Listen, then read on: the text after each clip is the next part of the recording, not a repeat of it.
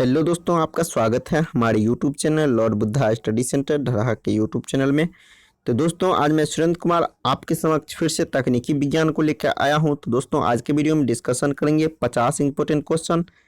तो इस 50 क्वेश्चन में फिजिक्स, केमिस्ट्री और बायोलॉजी तीनों सेक्टर से आपका क्वेश्चन होगा। दोस्तों, उसको डिटेल के साथ चर्चा करेंगे इस वीडियो में, और इसी तरह से कुल आपको मैं 25 सेट का डिस्कशन करवाऊँगा।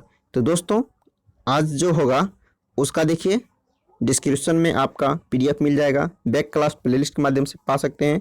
तो आज की वीडियो में डिस्कशन करेंगे साइंस टेस्ट सीरीज 14 से संबंधित जितने भी क्वेश्चन होंगे इस वीडियो में डिस्कशन करेंगे। तो दोस्तों, वीडियो का अंत तक बने रहिए और आज का वीडियो बहुत ही मजेदार होने वाला है। चलिए दोस्तों, फर्स्ट नंबर देखिए, क्वेश्चन कहता है आग पकड़ने के लिए कौन सा फाइबर न्यूनतम प्रवृत्त है। इसका जवाब क्या होगा? तो दोस्तों, इसका जवाब हो जाएगा ऑप्शन नंबर बी। सूती जो होता है न्यूनतम प्रवृत्त का होता है आग पकड़ने में। ये जवाब हो जाएगा बी नंबर ऑप्शन। अब चलिए कुछ पढ़ते हैं, उसको थोड़ा ध्यान से सुनिएगा। नाइलॉन, चलिए दोस्तों नाइलॉन के बारे में ध्यान से सुनिए। इसका उपयोग मछली पकड़ने वाले जाल बनाने, पैराशूट के कपड़े, टायर इत्यादि बनाने में होता है। नाइलॉन का प्रयोग था। अब देखिए पॉलिस्टर, पॉलिस्टर जो है इसका प्रयोग जो होता है पॉलिस्टर, इसका उपयोग कपड़े के रूप में हाउज पाइप बनाने में होता है। अब देखिए दोस्तों, आगे कहा था इसमें यह आग पकड़े में अधिक प्रवृत्त है, यानी आग पकड़ने में ये क्या है दोस्तों, अधिक प्रवृत्त है। चलिए अगला क्वेश्चन नंबर 2 देखते हैं। निम्नलिखित में से कौन न तो तत्व है न ही यौगिक है। इसका जवाब क्या होगा? तो देखिए दोस्तों, इसका जवाब हो जाएगा ऑप्शन नंबर डी। वायु क्या है? न तो तत्व है न ही यौगिक है। अब चलिए इसमें भी कुछ चर्चा करते हैं। जल क्या है? तो जल एक प्रकार का यौगिक है। आगे देखिए पारा क्या है दोस्तों? पारा यह एक तत्व है। पारा क्या है? एक तत्व है। अब देखिए इसमें कहा गया है यह द्रव अवस्था में पाए जाने वाला क्या है दोस्तों? धातु है। आगे देखिए अगला क्वेश्चन देखिए दोस्तों, क्वेश्चन नंबर 3। तो देखिए दोस्तों 3 नंबर क्वेश्चन कहता है आपका निम्नलिखित में से कौन सी धातु नाइट्रिक अम्ल द्वारा प्रभावित नहीं होती। तो दोस्तों इसका जवाब क्या होगा? तो 3 नंबर का जवाब हो जाएगा ऑप्शन नंबर बी, सोना। चलिए दोस्तों, एक चीज ध्यान से सुनिएगा, टॉपिक बहुत ही महत्वपूर्ण है। नाइट्रिक अम्ल और हाइड्रोक्लोरिक अम्ल से बने एक्वारिजिया में सोना घुलनशील होता है। ये आपका टॉपिक था। चलिए क्वेश्चन नंबर 4 देखते हैं। अधातुओं के विषय में निम्नलिखित भौतिक गुण विषय कथनों में कौन सा औसत है। तो दोस्तों 4 ऑप्शन आपका दिया गया है, औसत चुनने के लिए कहता है। तो चलिए इसका जवाब क्या होगा? चलिए इसका जवाब हो जाएगा ऑप्शन नंबर डी, यानी अधिकांश में उच्च मेल्टिंग यानी गलनांक, और क्या कहता है बॉइलिंग पॉइंट क्वथनांक होते हैं। कहने का अर्थ ये आपका गलत है। तो दोस्तों ये सब क्या है? सही है। तो देखिए इसका आंसर गलत चुनने के लिए कहता है, तो आपका आंसर यही होगा डी नंबर ऑप्शन। चलिए क्वेश्चन नंबर 5 देखिए, कहता है निम्नलिखित धातुओं में से किसमें न्यूनतम गलनांक होता है। दोस्तों न्यूनतम गलनांक किसमें होता है? तो चलिए 5 नंबर को थोड़ा ध्यान से देखिएगा। अब आपको मैं एक एक करके सभी का गलनांक बिंदु बताता हूं दोस्तों। तो पोटेशियम का होता है 63.38 डिग्री सी। अब देखिए सोडियम का होता है 97.72 डिग्री सी। अब देखिए लिथियम का होता है 180 डिग्री सी होता है। अब देखिए सीसा का होता है 327 डिग्री, सॉरी तो 327.3 डिग्री सी होता। अब चलिए इसमें आप चूज कीजिए कौन सा आंसर सही होगा। तो इसका जवाब हो जाएगा ऑप्शन नंबर 1 यानी पोटेशियम। अगला क्वेश्चन देखिए, कहता है एक वास्तविक गैस दबाव लगाकर तब तक द्रव में बदली जा सकती है जबकि उसका तापमान, तो दोस्तों उसका तापमान क्या हो? तो इसका जवाब क्या हो जाएगा? तो इसका जवाब हो जाएगा दोस्तों ऑप्शन नंबर 1। क्या हो जाएगा? 1 हो जाएगा। यानी क्रांतिक तापमान पर होती है तब उसका तापमान माना जाएगा। ये जवाब 1 नंबर ऑप्शन हो जाएगा। चलिए क्वेश्चन नंबर 7 कहता है बेकेलाइट निम्नलिखित का बहुलक है। तो दोस्तों इसका जवाब हो जाएगा ऑप्शन नंबर सी, बिल्कुल सही जवाब हो जाएगा। यानी फॉर्मेल्डिहाइड और फिनेल, देखिए ये दोनों का क्या है? बेकेलाइट क्या है दोस्तों? ये बहुलक है। अब चलिए इसके बारे में थोड़ा ध्यान से सुनिएगा। अब देखिए दोस्तों, ये तो हो गया।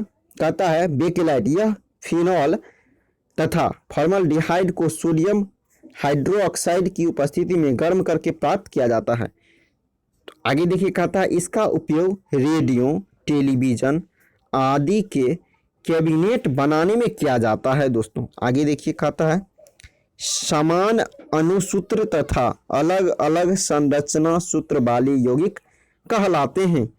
तो दोस्तों जवाब क्या होगा?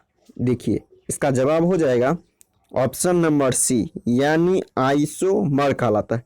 अब देखिए दोस्तों समस्थानिक के बारे में चर्चा करते हैं। इसमें समस्थानिक जो है दोस्तों, इसको ध्यान से सुनिएगा। जिस तत्व की परमाणु संख्या समान हो किंतु द्रव्यमान संख्या भिन्न भिन्न हो समस्थानिक कहलाता है। अब देखिए हाइड्रोजन के कितने समस्थानिक है दोस्तों? 3 समस्थानिक है। अब चलिए आगे चलते हैं। देखिए दोस्तों, तो चलिए उसको सुन लीजिए क्या क्या है। प्रोटोरियम, ड्यूटेरियम और ट्रिटियम, ये क्या है? हाइड्रोजन के 3 समस्थानिक है। आगे देखिए अब समभारिक के बारे में चर्चा करते हैं। वे तत्व जिनकी द्रव्यमान समान हो किंतु परमाणु संख्या भिन्न भिन्न हो समभारिक कहलाता है। आगे देखिए दिया गया है समन्यूट्रॉनिक, वे तत्व जिनकी परमाणु संख्या एवं द्रव्यमान संख्या दोनों भिन्न हो किंतु नाभिक में न्यूट्रॉन की संख्या समान हो समन्यूट्रॉनिक कहलाती है दोस्तों। आगे क्वेश्चन नंबर 9 देखिए कहता है निम्नलिखित में से किस तत्व के लवण प्रायः नीले रंग के होते हैं? तो चलिए दोस्तों आपको मैं बारी बारी से बता रहा हूं, ध्यान से थोड़ा देखिएगा। क्वेश्चन नंबर 9, तो चलिए कॉपर का जो होता है इसका लवण प्रायः किस रंग का होता है? तो देखिए कॉपर हो गया Cu, कॉपर किस रंग का होता है? तो ध्यान से देखिएगा, तो ये हो गया आपको नीले। तो देखिए दोस्तों इसका जवाब हो जाएगा 9 नंबर क्वेश्चन का डी। अब चलते हैं Cr के बारे में दोस्तों आपका नहीं दिया गया इसमें अपडेट। दूसरा देखते हैं Fe यानी लोहा क्या होता है? ये प्रायः क्या किस रंग का होता है? तो देखिए दोस्तों ये लवण है। कहता है सॉरी दोस्तों ध्यान से सुनिए फिर से, यानी Fe का लवण प्रायः किस रंग का होता है? हरा रंग का होता है। Fe होता है हरा रंग का। आगे देखिए कहता है जिंक का लवण प्रायः उजला रंग का होता है। जिंक जो है ये किस रंग का होता है? उजला रंग का होता है। चलिए अगला क्वेश्चन नंबर 10 देखते हैं। निम्नलिखित में से किसमें कार्बन की प्रतिशतता सबसे कम होता है? तो दोस्तों इसका जवाब क्या होगा? सबसे कम कार्बन प्रतिशत किसमें होता है? तो चलिए इसका जवाब हो जाएगा ऑप्शन नंबर डी दोस्तों, यानी पिटवा इस्पात। चलिए दोस्तों और देखिए क्या होता है, मृदु इस्पात में कार्बन की मात्रा कितना होता है दोस्तों? तो 0.1%।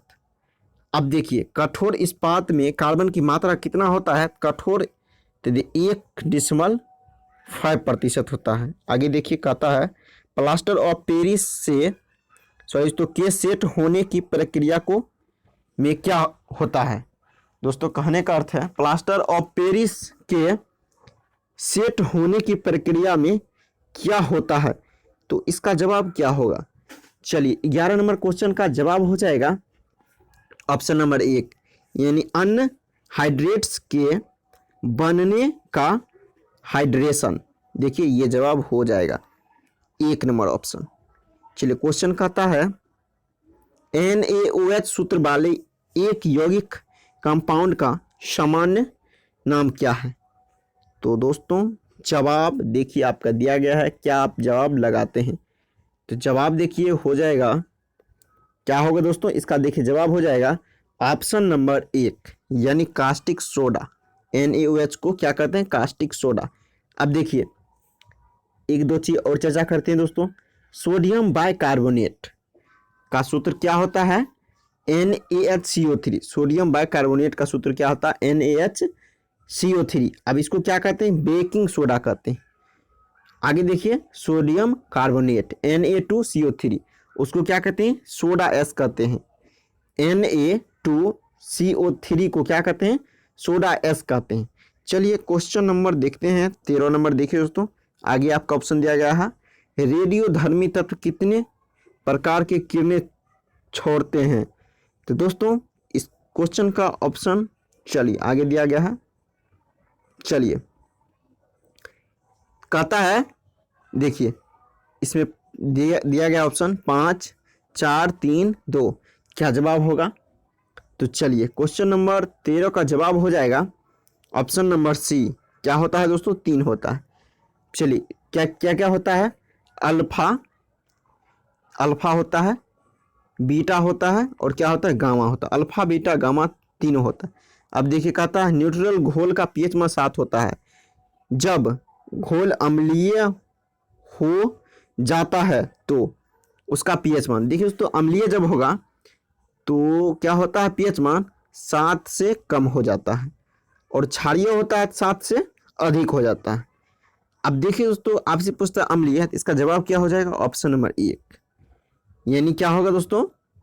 यानी क्या हो जाएगा? ऑप्शन 1 घट जाता है, यानी 7 से घट जाता है। चलिए क्वेश्चन नंबर 15 देखिए, कहता है एक एयर टाइट पिंजरा जिसके अंदर एक तोता बैठा है, एक कमानीदार तुला से लटका हुआ है, तोता उड़ने लगता है, कमानीदार तुला की रीडिंग क्या हो जाएगी? दोस्तों कमानीदार तुला की रीडिंग पे क्या प्रभाव पड़ेगा? तो चलिए 4 ऑप्शन आपका दिया गया, क्या जवाब सही होगा? चलिए इसका मैं जवाब बताऊं दोस्तों। सबसे पहले तो जवाब हो जाएगा ऑप्शन नंबर डी, कोई अंतर नहीं आएगा। दोस्तों कोई अंतर नहीं आएगा। अगला क्वेश्चन देखिए, किसी स्थिर अक्ष के परितः परिक्रमारत पिंड में होगी। तो दोस्तों इसका जवाब क्या होगा 16 नंबर क्वेश्चन का? तो चलिए इसका जवाब हो जाएगा ऑप्शन नंबर डी, ए और बी दोनों, यानी वृत्तीय गति होगा और घूर्णन गति दोनों होगा। चलिए क्वेश्चन नंबर करते हैं 17। क्वेश्चन कहता है उष्मा का अच्छा अवशोषक पिंड होता है। तो दोस्तों कौन सा होता है? इसका जवाब क्या होगा? तो चलिए 17 नंबर का आपको मैं जवाब बता दूं दोस्तों। देखिए जवाब हो जाएगा बी नंबर ऑप्शन, अच्छा उत्सर्जक पिंड, ये जवाब हो जाएगा ऑप्शन नंबर बी आपका सही जवाब। अगला क्वेश्चन देखिए, गोलीय दर्पण से परावर्तित किरणें मुख्य अक्ष के जिस बिंदु से होकर जाती है अथवा अपसरित होती हुई प्रतीत होती है उस बिंदु को कहते हैं दोस्तों। तो उस बिंदु को क्या कहते हैं? तो चलिए इसका जवाब हो जाएगा ऑप्शन नंबर सी। दोस्तों ध्यान से देखिए ऑप्शन सी हो जाएगा, यानी फोकस कहेंगे। चलिए क्वेश्चन नंबर 19 देखिए, कहता है इलेक्ट्रॉन की निम्नलिखित गति के कारण अणुओं और परमाणुओं में चुंबकीय क्षेत्र उत्पन्न होता है। तो दोस्तों इसका जवाब क्या होगा? चलिए आप कौन सा जवाब लगाएंगे? तो चलिए इसका जवाब देखिए ऑप्शन नंबर सी जवाब हो जाएगा। क्या होगा दोस्तों? स्पिन गति और क्या हो जाएगा? कक्षीय गति। देखिए ये दोनों आपका जवाब हो जाएगा। तो चलिए दोस्तों अगला क्वेश्चन की ओर आते हैं। देखिए ये भी जवाब है, ये भी जवाब। चलिए 20 नंबर क्वेश्चन देखिए, कहता है दो वस्तुओं के बीच की दूरी जब आधी कर दी जाती है तो उनके बीच गुरुत्वाकर्षण बल होगा। तो दोस्तों गुरुत्वाकर्षण बल क्या होगा? तो चलिए इसके लिए आप जानते हैं F बराबर जी m1 इंटू m2 बट्टा आर स्क्वायर, ये होता है सूत्र। तो चलिए ये सूत्र होता है। अब चलिए इसका जवाब जान लेते हैं। जवाब हो जाएगा ऑप्शन नंबर बी, यानी क्या हो जाएगा? 4 गुना हो जाता है। अगला क्वेश्चन देखिए, जब बर्फ के एक टुकड़े पर दबाव बढ़ाया जाता है तो उसका गलनांक पर क्या प्रभाव पड़ता है? दोस्तों गलनांक पर क्या प्रभाव पड़ेगा? तो चलिए इसका जवाब हो जाएगा ऑप्शन नंबर 1। दोस्तों गलनांक उसका क्या होगा? घट जाता है। 1 नंबर जवाब हो जाएगा ऑप्शन। चलिए दोस्तों क्वेश्चन नंबर 22 को थोड़ा ध्यान से देखिएगा। क्वेश्चन है दूरस्थ वस्तुओं के अवलोकन हेतु कौन सा यंत्र प्रयुक्त होता है? तो साथियों जवाब क्या होगा? तो दूर की वस्तुओं को अवलोकन करने के लिए कौन सा यंत्र का प्रयोग करते हैं? तो सबसे पहले जवाब बताओ दोस्तों। तो दूर की वस्तुओं को अवलोकन करने के लिए इसका जवाब हो जाएगा ऑप्शन नंबर बी, यानी बाइनोक्यूलर, जिसको कहते हैं दूरबीन दोस्तों। अब चलिए आगे दिया गया माइक्रोस्कोप, इसका प्रयोग किसमें होता है? पेरिस्कोप प्रयोग किसमें होता है? चलिए इन सभी पे चर्चा करते हैं। तो चलिए दोस्तों सबसे पहले माइक्रोस्कोप पे चर्चा करते हैं। ध्यान सुनिएगा, खुद से अधिक ऊंचाई के वस्तुओं को अवलोकन करने के लिए माइक्रोस्कोप का प्रयोग करते हैं। अब चलिए आगे दिया गया है, अब देखिए आगे कहता है, सॉरी दोस्तों ये था आपको पेरिस्कोप। पेरिस्कोप के बारे में मैं आपको इसके बारे में चलिए फिर से चर्चा करते हैं माइक्रोस्कोप के बारे में। यानी माइक्रोस्कोप आपको कहता है क्या होता है? अति सूक्ष्म पदार्थ या जीवाणु को देखने के लिए किसका प्रयोग करते हैं? ये माइक्रोस्कोप प्रयोग करते हैं। अब देखिए पेरिस्कोप का प्रयोग किसमें करते हैं? तो ये कहता है खुद से अधिक ऊंचाई की वस्तुओं को अवलोकन करने के लिए, खुद से अधिक ऊंचाई के वस्तुओं का अवलोकन करने के लिए पेरिस्कोप का प्रयोग किया जाता है। अब देखिए सेक्सटेंट का प्रयोग करते हैं किसमें? तो चलिए इसका देखिए जवाब हो जाएगा, दो वस्तुओं के कोणीय दूरी को जिसे मापते हैं उसे क्या कहते हैं? सेक्सटेंट कहते हैं। अगला देखिए क्वेश्चन कहता है रेक्टिफायर किसके परिवर्तन हेतु प्रयुक्त होते हैं? तो दोस्तों इसका जवाब हो जाएगा ऑप्शन नंबर एक, क्या हो जाएगा? एसी को डीसी में। और देखिए दोस्तों एसी को डीसी में बदलता है। अब देखिए इन्वर्टर कहता है, आगे एसी में कहता है इन्वर्टर डीसी को एसी में बदलता है। आगे देखिए दोस्तों क्वेश्चन नंबर 24 कहता है निम्नलिखित में से कौन सी ध्वनि हम नहीं सुन सकते हैं? तो दोस्तों 20 से 20,000, तो दोस्तों 20,000 हर्ट्ज का जो तरंगदैर्घ्य प्रसार रहेगा ध्वनि का, उसके अंदर का जो ध्वनि होगा उसको हम सुन सकते हैं। और यदि इससे ज़्यादा हो या इससे कम हो तो उन सभी को हम नहीं सुन सकते हैं। तो देखिए इसके बीच में आपको क्या है? तो 25 HZ है, हर्ट्ज है। तो दोस्तों आप कहता है कौन नहीं सुन सकते हैं? तो देखिए आप देखिए ये 20,000 से क्या है? ज़्यादा है। तो जवाब हो जाएगा आपका सी नंबर ऑप्शन, इसको हम नहीं सुन सकते। अगला क्वेश्चन देखिए कहता है चुंबकीय क्षेत्र में गतिमान निम्नलिखित में से कौन विक्षेपित नहीं हो सकता है? तो दोस्तों इसका जवाब क्या आप क्लिक करेंगे? तो चलिए इसका जवाब हो जाएगा ऑप्शन नंबर सी, यानी न्यूट्रॉन जवाब हो जाएगा। चलिए क्वेश्चन नंबर आते हैं दोस्तों 26 नंबर क्वेश्चन कहता है मैक संख्या का उपयोग किसकी चाल निर्धारण में किया जाता है? तो जवाब हो जाएगा, आप सीधा सीधी आप जवाब जानते होंगे, इसका ऑप्शन एक हो जाएगा, विमान की चाल को पता करने के लिए। अब देखिए दोस्तों इसके बारे में थोड़ा चर्चा करते हैं। मैक संख्या बराबर सबसे पहले देखिए सूत्र होता है, तो मैं बताया था इससे पहले भी वीडियो में, किसी माध्यम में पिंड की चाल। तो मैक संख्या बराबर सूत्र होता है किसी माध्यम में पिंड की चाल बट्टे उसी माध्यम में ध्वनि की चाल, ये होता है सूत्र। आगे देखिए दिया गया है मैक संख्या का मान जब देखिए 1 से अधिक होगा मैक संख्या का मान तो अध्वनिक कहते हैं। जब 1 के बराबर होगा, 1 के जब बराबर होगा तो उसको क्या कहेंगे? उसको कहेंगे ध्वनिक कहेंगे। अब देखिए जब 1 से अधिक होगा उसे क्या कहेंगे? पराध्वनिक कहेंगे। अब देखिए दोस्तों अब कहता है मैक संख्या का मान जब 5 से अधिक होगा तो उसको क्या कहेंगे? अति पराध्वनिक कहेंगे।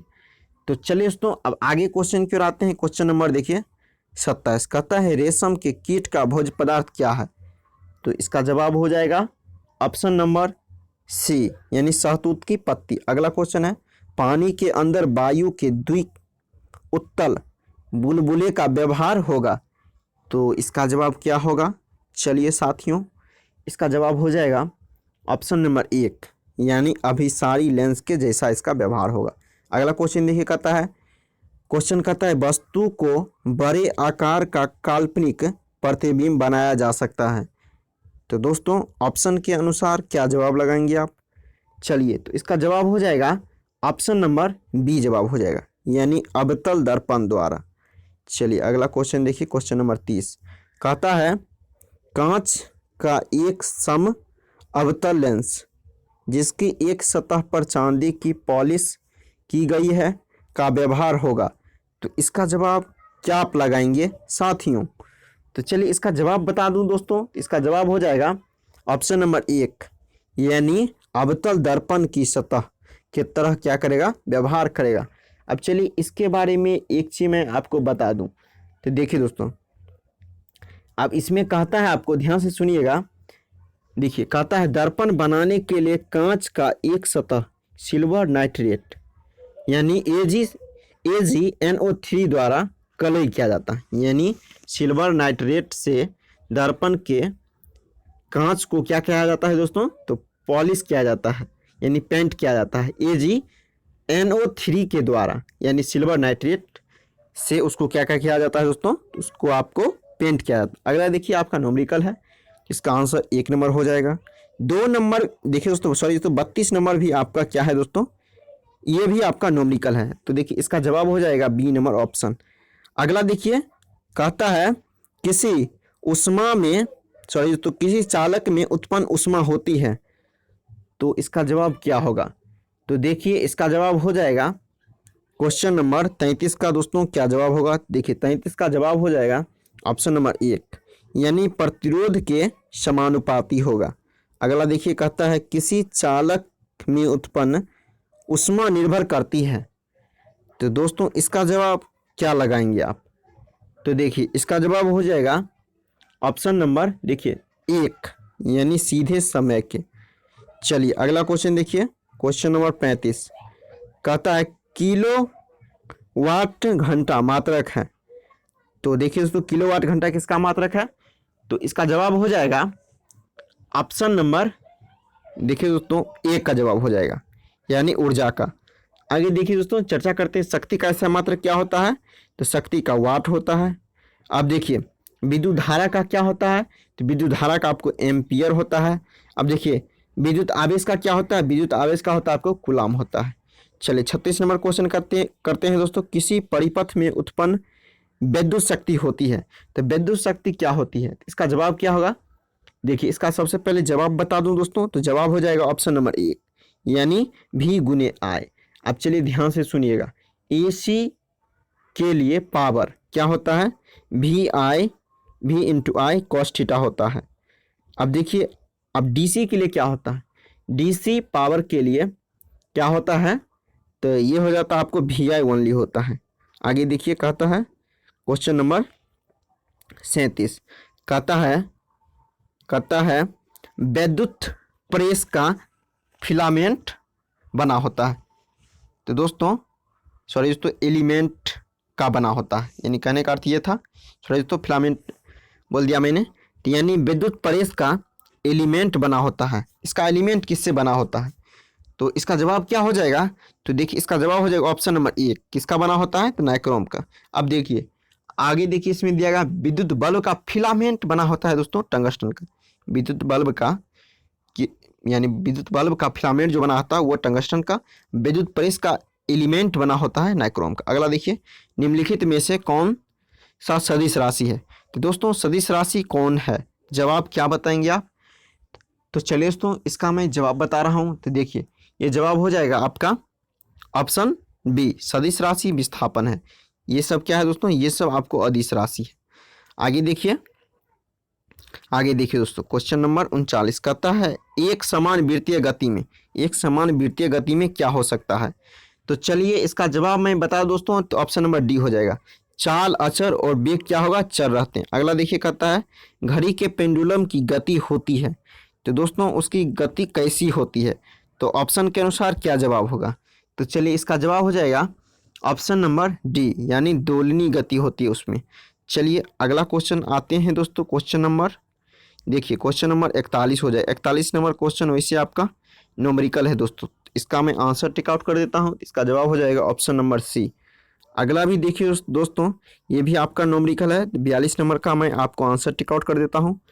तो चलिए इसका देखिए जवाब हो जाएगा 42 नंबर का ऑप्शन सी जवाब हो जाएगा, यानी 5 मात्रक हो जाएगा। अगला देखिए दोस्तों ये भी आपका क्या है, न्यूमेरिकल है। तो चलिए इसका भी आपको मैं जवाब आपको क्या करता हूँ दोस्तों, चलिए इसका देखिए वैसे देखिए दोस्तों, इसके लिए आपको सूत्र होता है न्यूनतम मान बराबर क्या होता है, यानी अधिकतम माइनस न्यूनतम होता है, जो दिया गया है वो होता है, यानी 8 इसका हो जाएगा। इसका देखिए सी आंसर हो जाएगा। अगला देखिए कहता है किसी पिंड का भार। तो दोस्तों सबसे पहले इस क्वेश्चन का देखिए दोस्तों यहाँ छूट क्या है, किसी पिंड का भार। तो दोस्तों क्या होगा इसका जवाब, चलिए ऑप्शन को एक बार ऑब्जर्व कीजिए और जवाब आप कौन सा लगाएंगे। तो दोस्तों इसका जवाब हो जाएगा ऑप्शन नंबर सी, यानी वह बल है जिससे पृथ्वी इसे अपनी ओर आकर्षित करता है। किसी पिंड का भार वह बल है जिससे पृथ्वी इसे अपनी ओर आकर्षित करती है। तो देखिए ये जवाब ऑप्शन नंबर सी हो जाएगा। अब देखिए अगला भी आपका न्यूमेरिकल है, इसका आंसर आपको मैं टिक आउट कर देता हूँ। तो देखिए इसका जवाब हो जाएगा ऑप्शन बी। अब देखिए दोस्तों इसको किस सूत्र से बनाइएगा, तो देखिए इसके लिए मैं सूत्र आपको बता देता हूँ दोस्तों। तो v बराबर u plus g t, v बराबर दोस्तों u प्लस जी टी पे बन जाएगा ये क्वेश्चन। अगला देखिए 46 नंबर क्वेश्चन, 46 नंबर के लिए सॉरी दोस्तों सही था। आगे देखिए दोस्तों, अब देखिए ये क्वेश्चन में क्या पूछता है, आपको ऊंचाई पूछता है। इसके लिए क्या सूत्र लगाएंगे आप, h बराबर U T plus plus 1/2 G T square. इस पे देखिए ये सवाल बन जाएगा। इसका आंसर क्या हो जाएगा, तो देखिए इसका आंसर हो जाएगा ऑप्शन डी, बिल्कुल सही जवाब हो जाएगा। चलिए क्वेश्चन नंबर देखते हैं दोस्तों 47। देखिए 47 नंबर देखिए कहता है वायु में ध्वनि तरंगे होती हैं। तो दोस्तों वायु में ध्वनि तरंगे होती है, तो कौन सी ध्वनि तरंगे होती है। तो देखिए तो दोस्तों देखिए इसका जवाब क्या होगा, इसका जवाब हो जाएगा ऑप्शन नंबर 1, यानी वायु में ध्वनि तरंगे होती है अनुदैर्घ्य तरंग। और देखिए दोस्तों प्रकाश में क्या होता है, प्रकाश में अनुप्रस्थ तरंग होता है, यानी अनुप्रस्थ तरंग होता है प्रकाश में। अब देखिए ये कहता है आवृत्ति n और तरंगदैर्घ्य लैम्डा की तरंग का वेग v के संबंध को दर्शाता है। चलिए दोस्तों अब देखते हैं इसका जवाब क्या होगा। तो चलिए मैं सिंपल में आपको सबसे पहले इसका सूत्र बता दूं, तब आपको आंसर एक बार में आ जाएगा। तो देखिए दोस्तों इसका सूत्र होता है आवृत्ति गुणित तरंगदैर्घ्य, क्या होता है v बराबर क्या हो जाएगा n लैम्डा हो जाएगा। तो चलिए कौन सा ऑप्शन में है, तो इसका देखिए ऑप्शन 1 नंबर में है दोस्तों, तो ये जवाब हो जाएगा v बराबर n लैम्डा।